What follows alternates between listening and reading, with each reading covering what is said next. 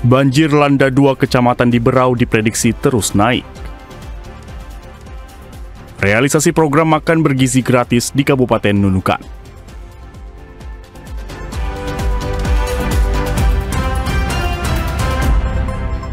Assalamualaikum warahmatullahi wabarakatuh. Selamat sore saudara. Kalimantan Timur hari ini kembali hadir menjumpai Anda Senin 6 Januari 2025 bersama saya Rohman Hidayat dan saya Aisy Gunadi. Selama 60 menit ke depan kami telah menyiapkan beragam informasi dari wilayah Kalimantan Timur dan Kalimantan Utara. Selengkapnya dalam Kalimantan Timur hari ini.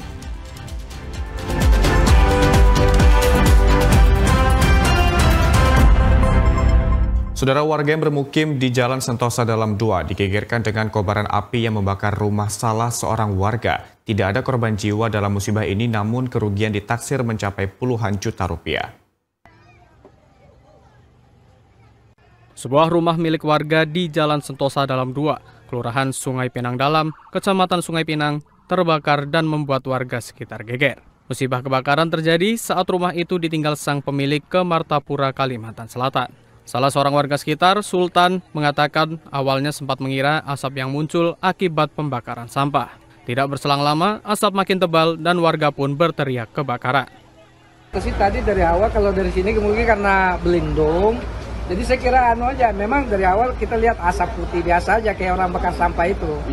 Nah, setelah itu kok tambah lama, tambah banyak asapnya keluar. Nah, baru situ kita ada mendengar suara teriak kebakaran, baru kami larian melihat, langsung hubungi pemadam Banjar.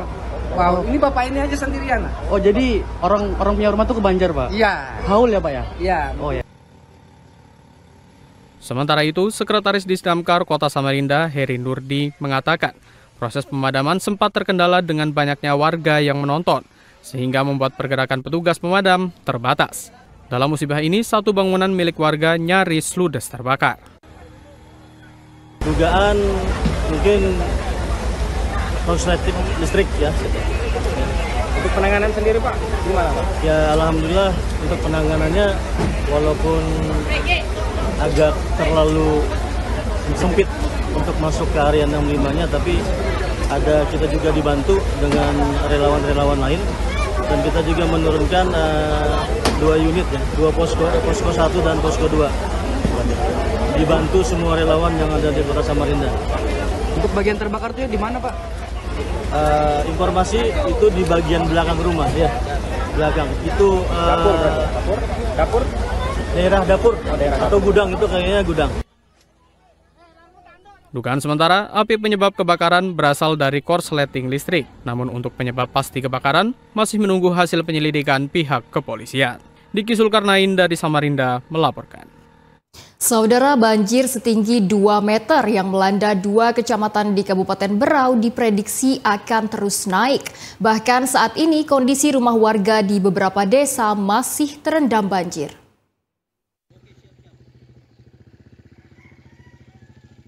Banjir yang melanda 2 kecamatan di Kabupaten Berau diprediksi akan terus naik. Pasalnya, curah hujan dengan intensitas tinggi di hulu Sungai Segah masih terjadi. Meski kondisi banjir saat ini sudah turun 10 hingga 15 cm, namun warga masih mengantisipasi banjir dengan membuat rak untuk mengamankan perabotan rumah dan barang berharga.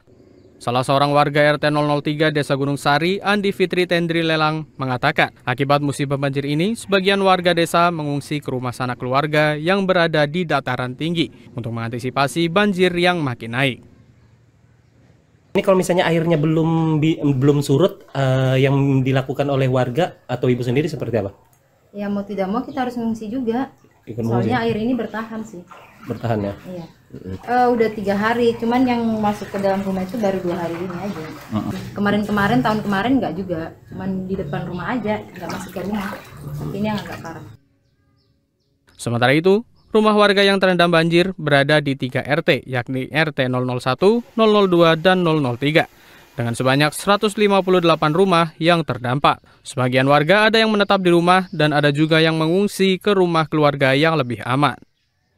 Yang kami temukan itu banjir yang begitu cepat naik di rumah-rumah warga, termasuk rumah saya utamakan lebih tinggi air masuk. Saat ini, warga yang terdampak banjir baru menerima bantuan dari badan usaha milik desa, berupa mie instan, telur, gula, dan minyak goreng. Lalu Ridwan Syah dari Berau melaporkan. Saudara, banjir yang melanda 2 kecamatan di Kabupaten Berau diprediksi terus naik dan masyarakat diimbau untuk terus waspada.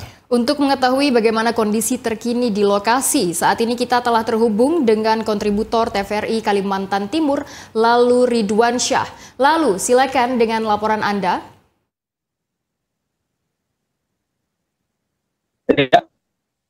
Halo, oke. Dan ICD serta pemirsa, dapat saya laporkan kondisi terkini banjir yang melanda beberapa desa di Kabupaten. Untuk saat ini saya berada di Desa Gunung Sari, Kecamatan Segah, di mana Gunung Sari ini merupakan salah satu desa dari 8 desa yang terendam banjir di ketinggian 1 hingga 2 meter.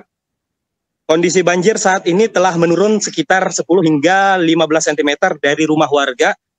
Meski demikian, sebagian masyarakat juga masih ada yang tetap mengungsi di rumah atau sanak keluarganya yang berada di posisi lebih tinggi. Sebagian masyarakat juga mengaku masih belum sepenuhnya dapat kembali ke rumah, mengingat di hulu sungai terlihat curah hujan yang cukup tinggi, yang apabila hujan terus berkepanjangan akan membuat sungai kembali meluap. Menurut warga, banjir kali ini masih belum separah tahun-tahun lalu, namun warga masih tetap waspada. Ada 2 sungai besar yang terpantau meluap, diantaranya Sungai Segah dan Sungai Kelai. Untuk Sungai Segah sendiri mengaliri 13 desa, khusus di Kecamatan Segah. Dan untuk saat ini ada 6 desa yang terendam, diantaranya Desa Longayan, Desa Batu Rajang, Desa Siduung Indah, Punan Malinau, Tepian Buah, dan Desa Gunung Sari. Selain merendam rumah warga, banjir juga merendam sebagian tanaman warga seperti padi, sayur-sayuran, serta tanaman sawit warga. Selain itu, kantor kepala desa, gedung sekolah dasar juga ikut terendam. Pihak pemerintah desa dan Muspika Kecamatan Segah memberikan himbauan kepada seluruh warga agar tetap waspada dan selalu terjaga mengingat kondisi cuaca yang masih sepenuhnya belum membaik. Dapat saya laporkan pula, warga yang masih bertahan di rumah ini sedang sibuk membuat semacam rak di dalam rumah untuk menyimpan barang-barang berharga lainnya agar saat kondisi atau saat air mulai pasang kembali, warga telah mengamankan barang-barang milik mereka. Saat ini juga warga masih menunggu bantuan dari pemerintah kabupaten. Untuk bantuan itu sendiri masih didapatkan oleh warga dari pemerintah desa melalui BUMK atau Badan Usaha Milik Desa. Untuk tim SAR dan BPBD Berau juga telah bersiap-siap atau standby di lokasi untuk menjaga hal-hal yang bisa terjadi. Mengingat juga memang seperti yang saya sampaikan tadi bahwa kondisi cuaca di Kabupaten Berau atau lebih tepatnya di Kecamatan Segah masih belum bisa dipastikan membaik, mengingat di hulu Sungai Segah sana masih cuaca juga cukup tinggi. BPD Kecamatan juga terus melakukan pemantauan dan komunikasi dengan pemerintah desa serta warga yang masih bertahan di rumah mereka masing-masing agar pada saat sesuatu hal-hal yang air langsung naik, masyarakat sudah bisa mengantisipasinya. Mungkin demikian yang bisa saya sampaikan. Kembali ke Rahman dan ICD Studio. Baik, terima kasih lalu Ridwan Syah atas laporan Anda dan selamat bertugas kembali. Ya, saudara, pemerintah melakukan sejumlah langkah guna menangani musibah banjir yang terjadi di 2 kecamatan di Kabupaten Berau, dan salah satunya menyiapkan bantuan untuk para korban banjir. Bagaimana langkah ini dijalankan? Saudara, saat ini kita telah terhubung dengan Kepala Desa Gunung Sari, Kecamatan Segah, Kabupaten Berau, Bapak Muhammad Jabir. Selamat sore, Bapak Muhammad Jabir.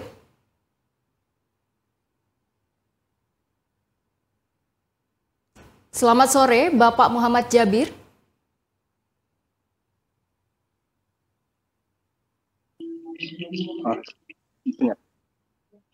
Oke. Sore Pak, apa bisa mendengar suara kami dengan jelas? Dengar, itu dia.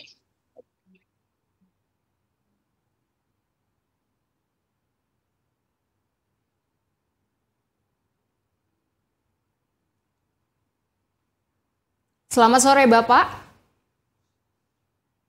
Baik, Bapak Muhammad Jabir, bagaimana kondisi terkini di lokasi, Pak? Halo Mbak, nggak kedengaran Mbak?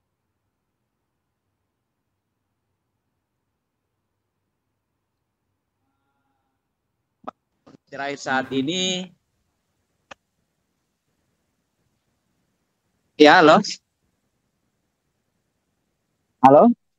Baik, Bapak Pak. Muhammad Jabir, boleh kami mendapatkan informasi terkait update terkini di lokasi banjir saat ini, Pak Jabir?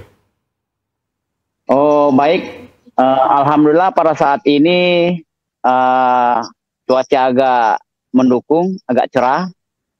Dan situasi terkini di kampung kami ini sekitar 20-30 cm sudah air turun. Tetapi kita masih menjaga kemungkinan akan ada banjir susulan. Seperti itu, Mas. Ya, baik Pak Jabir, diprediksi akan terus meningkat walaupun tadi sudah disebutkan sudah mulai menurun dan tetap terus waspada. Apakah benar demikian Pak? Banjir susulan ini masih kemungkinan besar akan terjadi di kecamatan yang ada di Kabupaten Berau, Pak Jabir? Ya, kemungkinan itu ada, tapi mudah-mudahan enggak. Karena kalau kampung kami ini semuanya terpaku kepada daerah hulu sungai. Ketika hulu sungainya cuaca seperti ini, ya kemungkinan tidak akan bertambah banjir lagi. Tapi sesuai kondisi terkini, kami dapat informasi dari BMKG bahwasannya 3 hari ke depan masih ada curah hujan yang sangat tinggi. Seperti itu, Mas. Baik, Pak Jabir, lalu langkah apa saja yang kini telah dilakukan oleh pemerintah untuk menangani banjir ini, Pak? Yang kami lakukan adalah membantu warga kami yang terdampak mengevakuasi barang-barang yang terkena banjir. Kami bantu untuk memindahkan ke daratan yang lebih tinggi. Seperti itu, Mbak. Baik, Pak Jabir, terkhusus untuk Desa Gunung Sari, apakah seluruh masyarakat sudah dievakuasi atau memang masih ada sebagian warga yang tetap bertahan di rumah mereka di tengah kondisi banjir saat ini, Pak Jabir? Sekarang untuk saat ini di jam 5 kurang lebih warga kami yang terdampak 100% masih barangnya masih sekitar di jalanan atau daratan tinggi, sementara yang tidak terendam masih tetap bertahan dalam rumah. Seperti itu, Pak. Baik, Bapak, apakah ada bantuan yang telah disiapkan untuk korban banjir ini, Pak? Kemarin kami sudah siapkan dan penyalurannya ketika banjir itu sangat tinggi, kami memberi bantuan kepada warga berupa sembako, Mbak, dari kampung, dan ada dari kebetulan salah satu anggota DPR dari Partai Golkar yang juga memberikan bantuan berupa sembako, Mbak. Seperti itu. Baik Pak Jabir, di kondisi terkini terkhusus di Desa Gunung Sari ada beberapa instansi dan juga pihak yang terlibat dalam penanganan musibah banjir. Nah, lantas dari mana saja Pak Jabir yang sejauh ini sudah membantu untuk mengevakuasi dan juga bersiaga dalam kondisi banjir saat ini Pak Jabir? Alhamdulillah semua pihak yang ada di Kampung Gunung Sari, baik itu lembaga yang ada di Kampung Gunung Sari beserta BMKG, kebetulan BMKG kantornya berada di Kampung Gunung Sari, standby juga untuk membantu, dan semua unsur muspika dari camat ke Koramil dan Polsek, semuanya yang terlibat. Baik, Bapak, apakah musibah banjir ini sebelumnya sudah pernah terjadi, terkhusus di Desa Gunung Sari, Kecamatan Segah, Kabupaten Berau ini, Pak?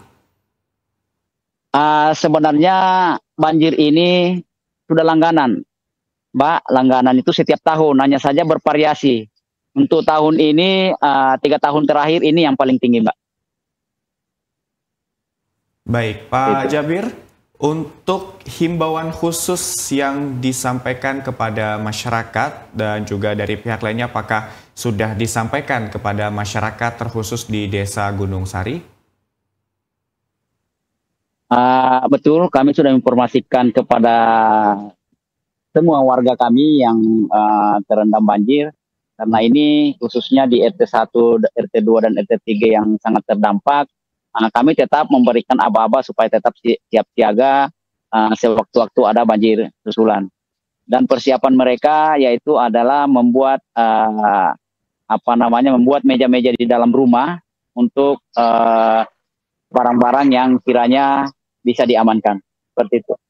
Baik, Pak Jabir, respon dan juga tanggapan masyarakat terkait musibah banjir yang juga menenggelamkan beberapa tanaman, terkhusus juga dari tanaman ladang yang menimpa di Desa Gunung Sari. Bagaimana tanggapan dari masyarakat, Pak Jabir? Ya, memang mereka dalam hal ini hasil dari apa yang mereka harapkan tidak sesuai yang mereka harapkan karena terendam banjir. Dan itu sebenarnya sudah lumrah ketika saat-saat akhir tahun seperti ini terjadi. Seperti itu. Baik, Pak Jabir, mengingat ini masih dalam keadaan libur sekolah ya Bapak ya. Lalu untuk sekolah-sekolah yang terendam dan terdampak dengan banjir ini, apakah mereka akan diliburkan dan kalau iya sampai kapan Pak? Yang kami dapat dari sekolah bahwa per hari ini sebenarnya seharusnya masuk sekolah, tetapi air masih menggenang sehingga mereka masih diliburkan seperti itu. Dan mungkin karena ini apabila situasinya tetap menurun, kemungkinan besok sudah mulai masuk sekolah. Baik, Pak Jabir, apakah dari warga sudah ada yang mulai merasakan dampak dari penyakit yang diakibatkan oleh musibah banjir atau masih dalam kondisi berjaga-jaga dari tim kesehatan, Pak Jabir? Alhamdulillah sampai saat ini belum ada kita dapatkan seperti itu, Mas. Baik, Pak Jabir, mohon izin juga bertanya terkait jumlah kepala keluarga yang terdampak banjir di Desa Gunung Sari berjumlah berapa banyak, Pak Jabir? Dari RT 1 sampai 3 itu kami mendata sesuai dengan bantuan yang kami kucurkan kepada mereka itu ada 180 rumah yang di mana jumlah keluarganya sekitar 250 kepala keluarga. Baik Pak Jabir, lalu adakah imbauan khusus Pak yang akan disampaikan kepada masyarakat setempat dan pihak terkait lainnya? Silakan Bapak. Kami hanya meminta supaya semua warga kami atau instansi-instansi terkait itu supaya tetap mendampingi kami siap siaga ketika ada hal-hal yang selanjutnya akan terjadi. Tapi mudah-mudahan Mbak tidak ada seperti itu. Baik, terima kasih Bapak Muhammad Jabir selaku Kepala Desa Gunung Sari, Kecamatan Segah, Kabupaten Berau telah bergabung bersama kami. Semoga banjir lekas surut ya Bapak. Amin. Baik, saudara, informasi lainnya masih akan kami hadirkan untuk Anda. Tetaplah bersama kami di Kalimantan Timur hari ini.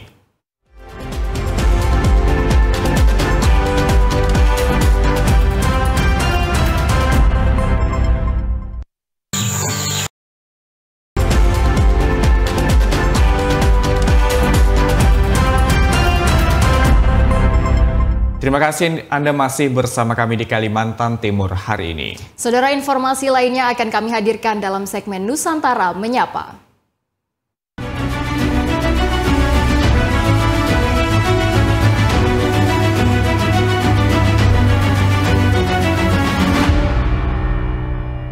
Saudara, informasi dari Ibu Kota Nusantara akan kami hadirkan untuk Anda dan informasi ini akan langsung disampaikan oleh rekan kami Syahrudin langsung dari Ibu Kota Nusantara. Silakan Syahrudin dengan laporan Anda.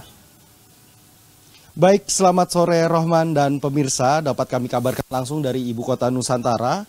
Kita ke berita pertama, yakni Otorita Ibu Kota Nusantara mendorong guru dan tenaga pendidik untuk memaksimalkan hasil diagnostik asesmen buat para peserta didik.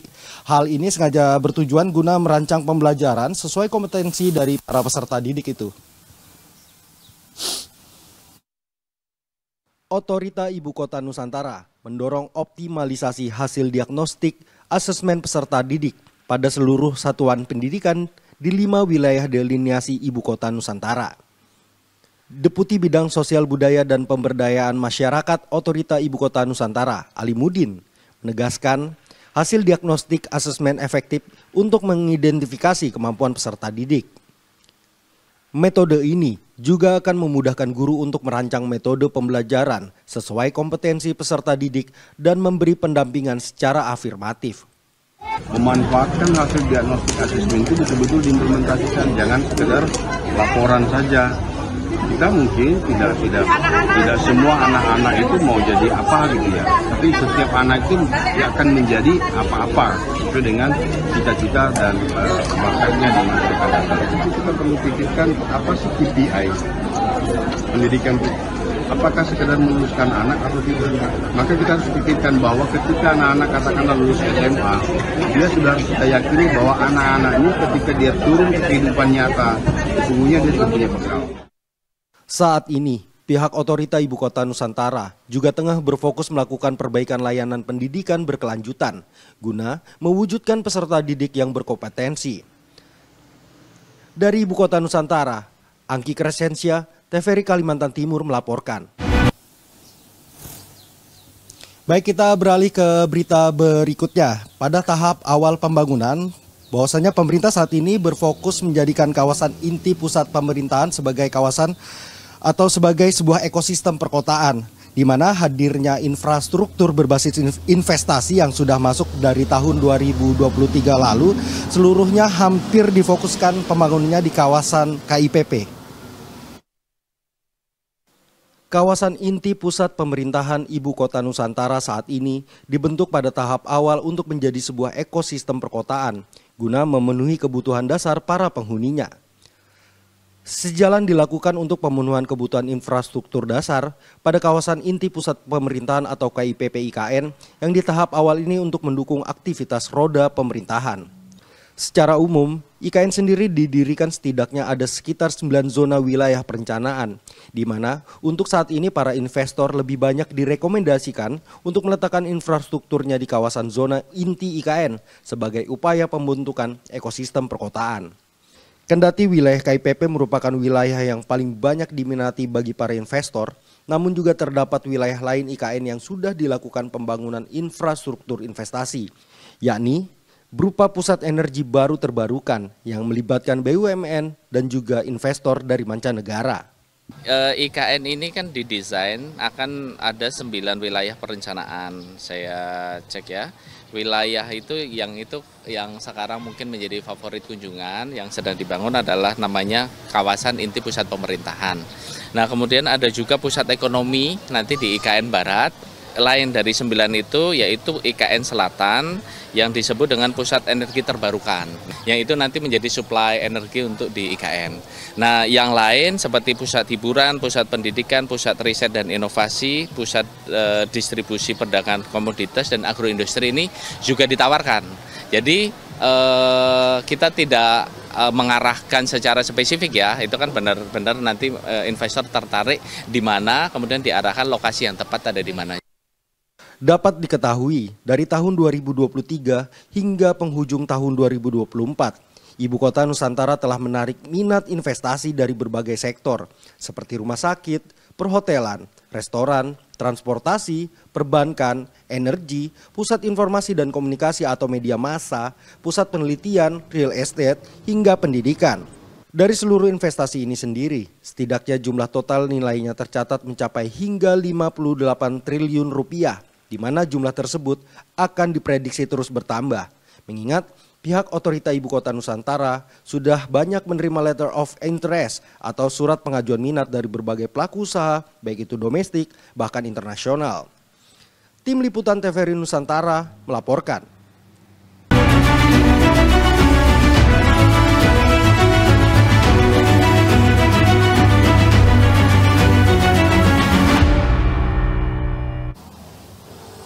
Baik, demikian dua berita yang dapat kami laporkan langsung dari kawasan Ibu Kota Nusantara, dan kini kita kembali ke Rohman Hidayat di studio. Terima kasih Syarudin dengan laporan Anda dan selamat bertugas kembali. Saudara, realisasi program makan bergizi gratis berjalan dengan baik dan disambut antusias oleh siswa-siswi SD Negeri 001 Nunukan Selatan dan juga dihadiri oleh pemerintah daerah Kabupaten Nunukan. Program makan bergizi gratis digelar serentak pada hari ini di 190 titik lokasi, salah satunya di Kabupaten Nunukan. Program ini digelar di Kecamatan Nunukan Selatan dengan menyiapkan sebanyak 3.000 porsi untuk siswa-siswi serta ibu hamil. Pada pelaksanaan makan bergizi gratis ini, siswa-siswi SDN 001 Nunukan Selatan terlihat sangat antusias dan bergembira menyambut kedatangan bekal makan bergizi yang diangkut menggunakan mobil pick-up. Wakil Bupati Nunukan Hanafiah yang meninjau langsung kegiatan memberikan perhatian khusus kepada beberapa hal. Salah satunya waktu pendistribusian yang dianggap kurang tepat waktu. Hal ini menjadi masukan dari pemerintah daerah kepada pihak pelaksana serta mitra pada program makan bergizi yang akan berlangsung dalam sepekan ke depan. Hanafiah mengatakan sampai saat ini pemerintah daerah belum mendapatkan informasi atau arahan dari pusat terkait bantuan pengalokasian yang bersumber dari APBD serta informasi terkait pembuatan dapur umum sebagai pendukung pelaksanaan program. Namun pihaknya hadir guna melakukan peninjauan langsung dan memastikan kegiatan berjalan lancar. Kita memang belum punya petunjuk dari pusat menggunakan siang gratis dari pusat, jadi ya kita hanya memantau kegiatan yang sudah dilaksanakan oleh mitra ya, mitra atau kontraktor lah kalau mungkin seperti itu dari Badan Gizi ya, BGN ya, kita hari ini hanya memantau. Hanafiah menegaskan salah satu tantangan bagi Nunukan terkait program ini adalah distribusi sembako. Nunukan hingga kini masih bergantung pada pasokan sembako dari Sulawesi Selatan, Surabaya, serta Tawau, Malaysia. Ahmad Albar dari Nunukan melaporkan. Kita beralih ke sorotan lainnya. Saudara, Dinas Kesehatan Kalimantan Timur memastikan virus yang mirip COVID-19 jenis HMPV dari Cina belum ditemukan masuk ke Kalimantan Timur. Dinkes Kaltim meningkatkan pengawasan guna mencegah masuknya virus HMPV ke daerah, terutama terhadap mereka yang melakukan perjalanan dari luar negeri. Kepala Dinas Kesehatan Kalimantan Timur Jaya Mualimin menanggapi isu munculnya virus baru dengan gejala mirip COVID-19 di Cina belakangan ini yang membuat resah masyarakat. Jaya Mualimin membantah pemberitaan sejumlah media terkait virus influenza A dan HMPV yang disebut berpotensi masuk ke Indonesia dan mengulang sejarah pandemi pada 2019-2022 lalu. Jaya Mualimin menegaskan sampai saat ini pihaknya belum menerima informasi terkait munculnya virus baru ini di Kalimantan Timur. Namun demikian, Kementerian Kesehatan telah memberikan arahan khusus untuk melakukan pencegahan dini khususnya di area masuk seperti bandara. Ya, kita mengimbau ke seluruh masyarakat ya, terutama untuk masyarakat Provinsi Kalimantan Timur ya, agar tetap waspada, menjaga kesehatan. Kemudian memang virus ini kan ditularkan hampir sama ya melalui droplet batuk ya, sehingga pas yang terpapar itu kan demam, batuk, kemudian kayak pil ya, pilek lah ya. Maka apabila ada yang terpapar atau bergejala ya sebaiknya ke puskesmas atau fasilitas kesehatan untuk diperiksakan. Tapi ini sangat terkait dengan perjalanan luar negeri ya. Kalau perjalanan luar negeri kemudian kita batuk pilek ya pasti akan dilakukan screening di pintu masuk ya, seperti bandara. Berdasarkan informasi dari Kementerian Kesehatan, virus HMPV memiliki sifat penularan seperti COVID-19, yakni melalui droplet. Namun virus ini dipastikan tidak memiliki dampak yang serius seperti COVID-19. Setiap negara memiliki sistem kewaspadaan dini dan responsif atau SKDR yang dilakukan setiap hari dan akan disertai laporan jika ada indikasi virus masuk. Kemenkes memastikan pengawasan akan terus dilakukan guna mencegah masuknya virus HMPV ke daerah, terutama bagi mereka yang melakukan perjalanan dari luar negeri. Auzen Gizam dari Samarinda melaporkan. Saudara, posko terpadu transportasi udara Natal dan Tahun Baru di Bandara Samsepingan Balikpapan secara resmi ditutup. Berdasarkan catatan posko, terjadi peningkatan 15% untuk penerbangan dan 27% untuk penumpang selama momen libur Natal dan Tahun Baru. Bandara Sultan Haji Muhammad Sulaiman Samsepingan Balikpapan mencatat puncak arus mudik Natal 2024 dan Tahun Baru 2025 terjadi pada 22 Desember 2024 dengan jumlah penumpang mencapai hampir 21.000 orang. Sementara puncak arus balik terjadi pada 3 Januari 2025 dengan jumlah penumpang mencapai hampir 19.000 orang. CEO Regional 6 PT Angkasa Pura Indonesia, Handi Heryudi Tiawan mengatakan Bandara Samsepingan Balikpapan melayani lebih dari 2.700 penerbangan dengan 329.000 lebih penumpang. Penerbangan mengalami peningkatan sebesar 15% dan penumpang 27% jika dibandingkan dengan momen Nataru sebelumnya. Sementara itu, pelayanan kepada pengguna jasa di Bandara Samsepingan Balikpapan selama periode Nataru ini berjalan dengan baik. Hal ini tidak terlepas dari koordinasi dan komunikasi yang solid antara seluruh instansi terkait. Ini terjadi pertumbuhan dari jumlah periode Nataru dibandingkan tahun sebelumnya, yaitu pesawat tumbuh 15%, sebanyak 2.796 pesawat, ya. Kemudian penumpangnya tumbuh 27%, sebanyak 329.455 orang. Sedangkan kargonya tumbuh 19%, atau 3.229.806 kg. Oke, itu periode Nataru. Favoritnya adalah ke Cengkareng, 122.511 orang. Oke, kemudian Surabaya yang kedua 83.290 orang, Ujung Pandang 48.783. Sudah ada 3 besar ya rute favorit selama periode Nataru ini, Cengkareng, Surabaya, dan Ujung Pandang. Lebih lanjut, Handi menambahkan posko terpadu transportasi udara Nataru di Bandara Samsepingan Balikpapan secara resmi ditutup. Pelayanan yang telah diberikan diharapkan dapat terus ditingkatkan di masa mendatang. Andrea Prianto dari Balikpapan melaporkan. Jajaran Satreskrim Polres Kutai Timur berhasil mengungkap kasus pembunuhan dan pencurian yang terjadi di Kecamatan Kongbeng, Kutai Timur. MT 57 tahun tertunduk saat digiring oleh aparat kepolisian usai upaya pelariannya terhenti di Kota Waringin Barat, Kalimantan Tengah saat akan berangkat ke Semarang. Kapolres Kutai Timur AKBP Chandra Hermawan menjelaskan MT merupakan pelaku pembunuhan tragis yang terjadi pada 23 Desember 2024 lalu. Selain membunuh, pelaku juga mengambil barang-barang berharga korban termasuk ATM, ponsel, dan uang tunai 3 juta rupiah. Usai beraksi, pelaku melarikan diri dengan berpindah-pindah kota hingga akhirnya terlacak di Kalimantan Barat. AKBP Chandra Hermawan mengatakan motif pembunuhan terkait utang piutang.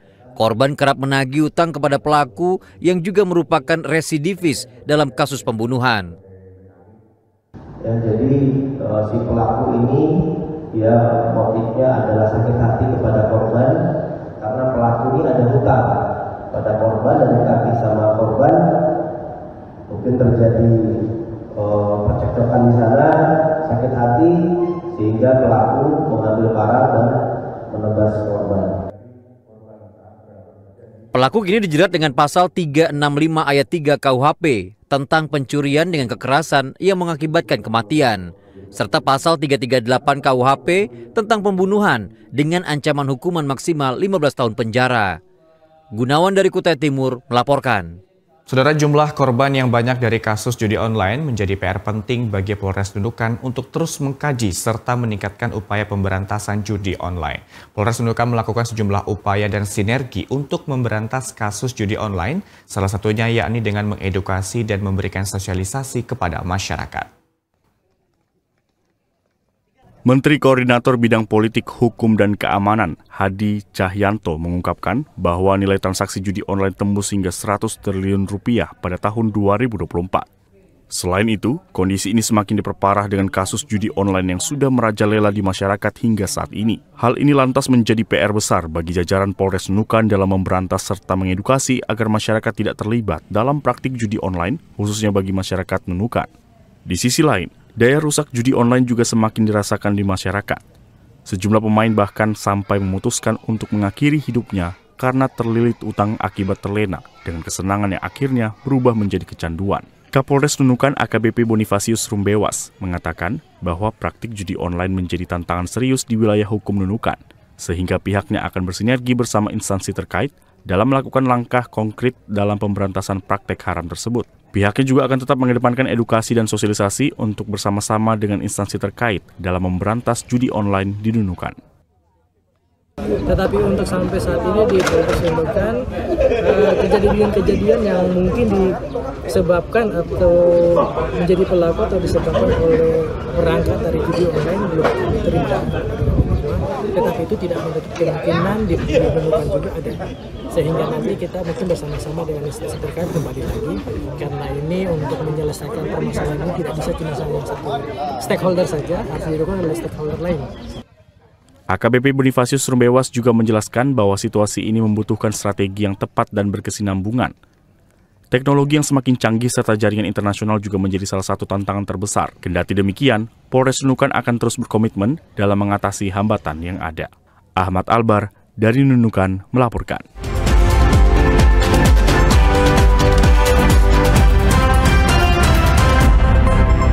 Saudara, informasi menarik lainnya akan kami hadirkan setelah jeda pariwara berikut ini. Tetaplah bersama kami di Kalimantan Timur hari ini.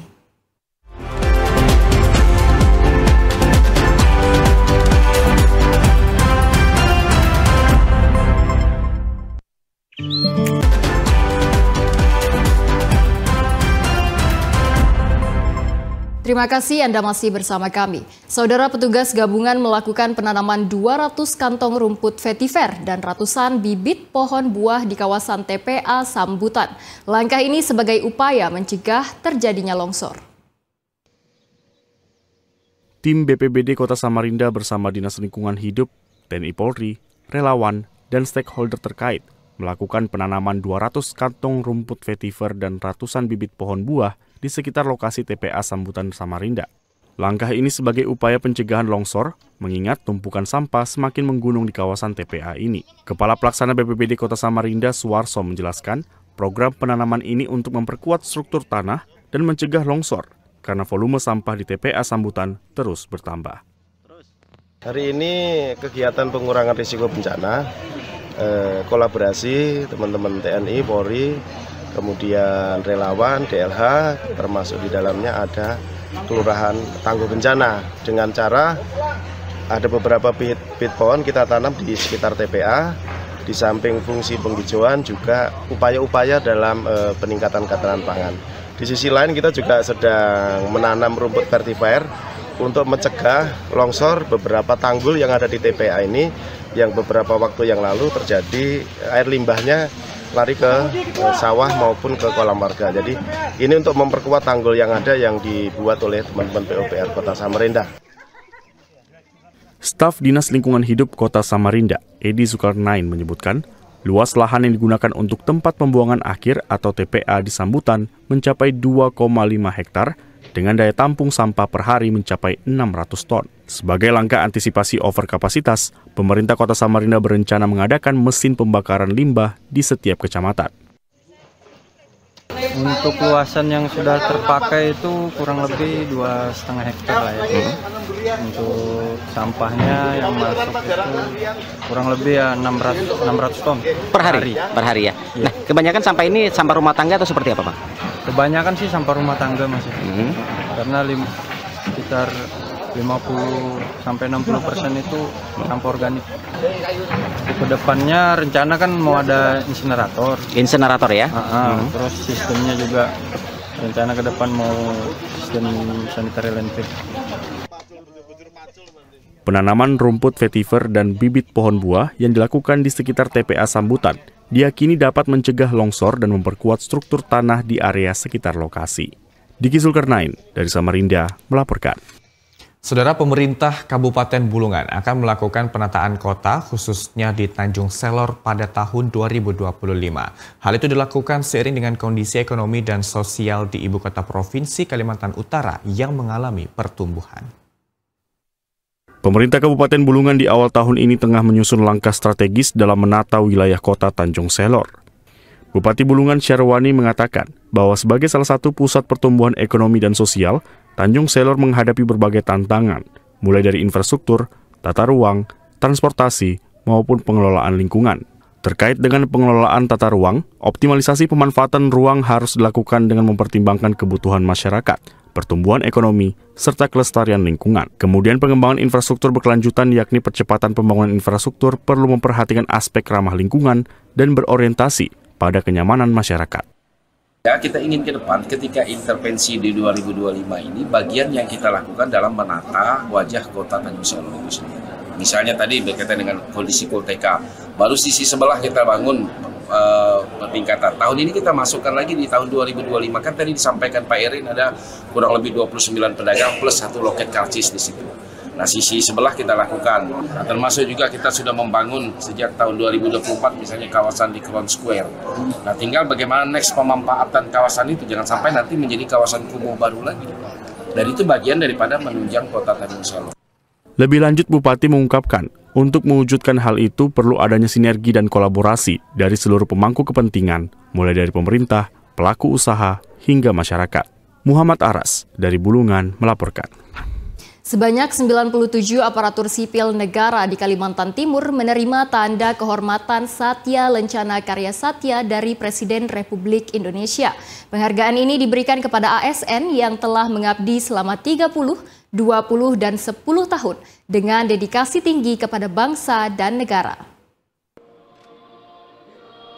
Sebanyak 97 aparatur sipil negara di Kalimantan Timur menerima tanda kehormatan Satya Lencana Karya Satya dari Presiden Republik Indonesia. Prosesi penganugerahan berlangsung di Pendopo Oda Etam, Kompleks Kantor Gubernur Kalimantan Timur. Penghargaan ini diberikan kepada ASN yang telah mengabdi selama 30, 20, dan 10 tahun dengan dedikasi tinggi kepada bangsa dan negara.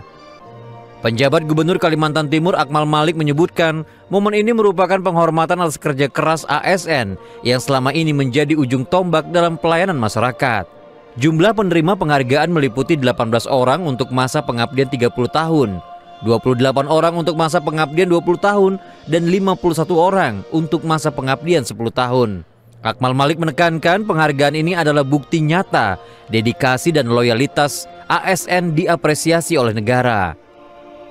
Akmal Malik menambahkan agar para ASN bisa memaksimalkan perannya dengan baik di tengah APBD yang terbatas jelang masa kepemimpinan baru yang akan datang. Ada 18 orang yang mendapatkan Satya Lencana 30 tahun, ada 28 orang yang mendapatkan 10 tahun, dan ada 51 orang yang mendapatkan 51 tahun. Ini adalah sebagai wujud penghargaan atas pengabdian dan loyalitas PNS yang tadi ya terhadap dedikasi kerja mereka. Tentunya kita berharap penghargaan dan Satya Lencana Karya Satya ini bisa mendorong kinerja mereka lebih baik lagi. Kita dihadapkan pada persoalan yang tidak mungkin mudah, karena mungkin sulit. Ya. Urusan kita cerita ini, ya. Dana transfer yang harus digunakan secara efektif, PAD kita harus kita hemat, karena nanti kita juga tahun ini kan tahun transisi nih, ada janji-janji kepada daerah terpilih. Nah, kita lihat nanti apakah uang kita cukup nggak. Nah, itu kenapa kita membutuhkan ASN sumber daya manusia yang betul-betul kuat.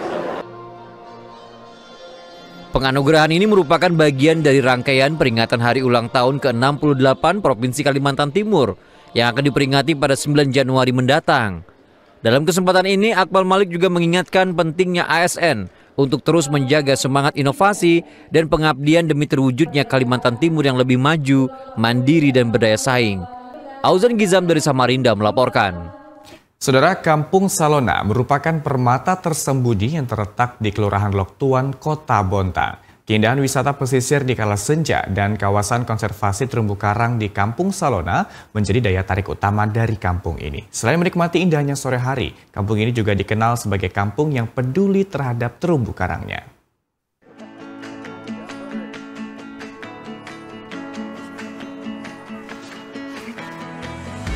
Saat berkunjung ke Kota Bontang, jangan lupa untuk berkunjung ke destinasi wisata ini. Destinasi wisata ini dapat menjadi pilihan bagi para wisatawan yang menyukai keindahan pesisir dan suasana tenang di kala senja sambil menikmati angin sepoi-sepoi bersama rekan dan keluarga. Pengalaman berwisata di wilayah pesisir ini berada di Kampung Salona, Kelurahan Loktuan, Kecamatan Bontang Utara, Kota Bontang. Potensi Kampung Salona tidak muncul secara instan, melainkan hasil perjuangan dan semangat seorang generasi muda bersama dengan masyarakat Kampung Salona untuk bahu-membahu membangun kembali desa ini setelah mengalami keterpurukan akibat kebakaran hebat. Karena Kampung Salona itu adalah kampung yang pernah hilang. Di mana pada waktu itu di tahun 2002 terjadi kebakaran hebat di Dusun Salona, sehingga pemukiman hampir rata dengan tanah.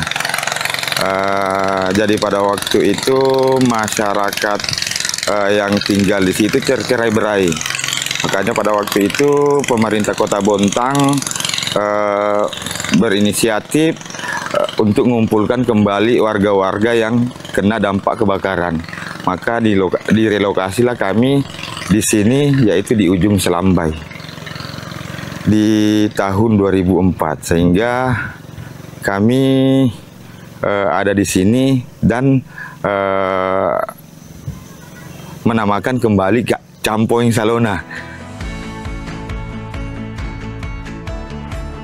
Selain karena pemandangan pesisirnya, Kampung Salona juga dikenal dengan kepedulian masyarakatnya untuk melakukan konservasi terumbu karang yang tentunya sangat penting untuk ekosistem bawah laut.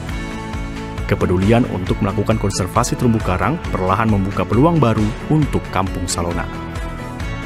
Kami sering ke laut prihatin melihat terumbu karang yang ada di laut, karena sangat memprihatinkan. Jadi kami ajak teman-teman untuk bikin kelompok untuk mengkonservasi terumbu karang. Jadi di tahun 2009 itu kami difasilitasi oleh perusahaan PT Pupuk Kaltim untuk membuat media terumbu dan menurunkan di sekitar terumbu yang udah rusak. Kami udah melakukan monitoring, membersihkan terumbu karang ini. Cuma menurut kami, kalau kami selalu konservasi tanpa ada aktivitas lain, ya kami nggak dapat apa-apa. Makanya kami bersama Mbak Suryani atau Ino punya inisiatif ingin membuat wisata, yaitu wisata snorkeling dan diving, sehingga penghasilan kita ada, Pak. Makanya itu kami buat yang dinamakan wisata telusur Kampung Salona. Kondisi terumbu karang sebelumnya banyak yang hancur dengan kondisi yang memprihatinkan. Sadar akan pentingnya terumbu karang bagi ikan dan kehidupan masyarakat serta generasi selanjutnya, Pak Jusman bersama masyarakat akhirnya berkomitmen untuk serius melakukan konservasi terumbu karang. Sebenarnya kesadarannya kan setiap hari kami ke laut, Pak. Kami turun snorkel, nyelam. Tuh kami kecil turun itu terumbu karang yang ada di Bontang itu luar biasa perkembangannya, Pak. Tapi seiring dengan berjalannya waktu, loh kok terumbu karangnya bisa seperti ini, hancur. Kami konservasi terumbu karang itu tujuannya bukan untuk kami, tujuannya untuk masa depan anak cucu kami. Karena kalau terumbu karang udah nggak ada di laut, otomatis ikan-ikan pasti pada menjauh. Itu sih prinsip kami pada awal-awal itu, Pak. Berawal dari sebuah keinginan untuk tetap bisa menikmati keindahan pesisir di Kampung Salona, seorang generasi muda yang saat ini menjadi pegiat wisata Kampung Salona justru menyelesaikan sejumlah permasalahan yang dihadapi oleh masyarakat Kampung Salona. Jadi saya tuh dulunya hanya senang healing, dan bicara tentang Kampung Salona itu salah satu kampung yang ada di Kelurahan Loktuan. Kelurahan Loktuan itu jauh banget lokasinya dari perkotaan, jauh banget kan kalau mau ke Loktuan itu. Jadi kalau misalnya teman-teman saya nih di Bontang itu kalau healing itu bukan di sini gitu, di luar sana, di mana, di kota, di Bontang Kuala, di mana gitu. Tapi kalau saya ke Kampung Salona karena deket dari rumah saya di Loktuan.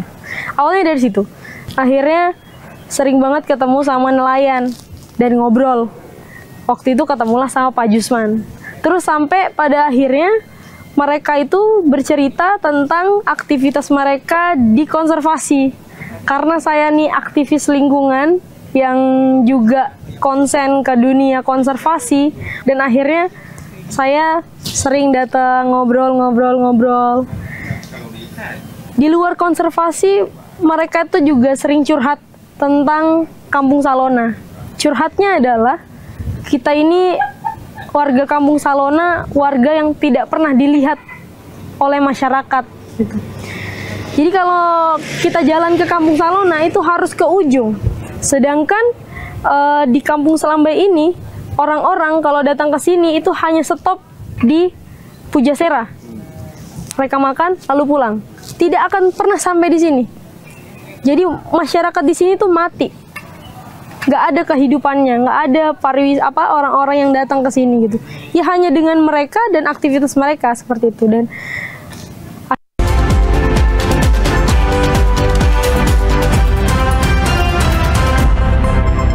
Saudara, sebagai acuan Anda dalam beraktivitas, berikut kami hadirkan informasi perakiraan cuaca yang berlaku untuk esok Selasa 7 Januari 2025. Informasi ini berlaku untuk wilayah Kalimantan Timur dan Kalimantan Utara.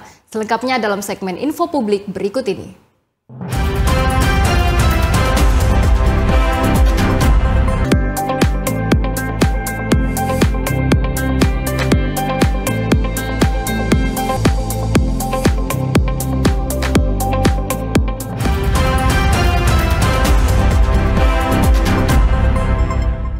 Dan bagiannya baru bergabung bersama kami, berikut kami hadirkan ringkasan berita utama Kalimantan Timur hari ini. Di antaranya berita mengenai banjir landa 2 kecamatan di Berau diprediksi terus naik.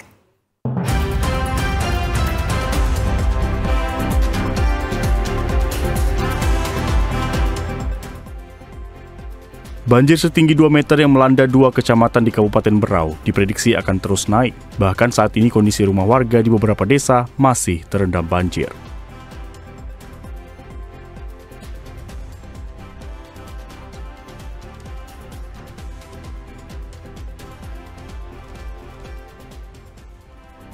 Realisasi program makan bergizi gratis berjalan dengan baik dan disambut antusias oleh siswa-siswi SDN 001 Nunukan Selatan dan dihadiri oleh pemerintah daerah Kabupaten Nunukan.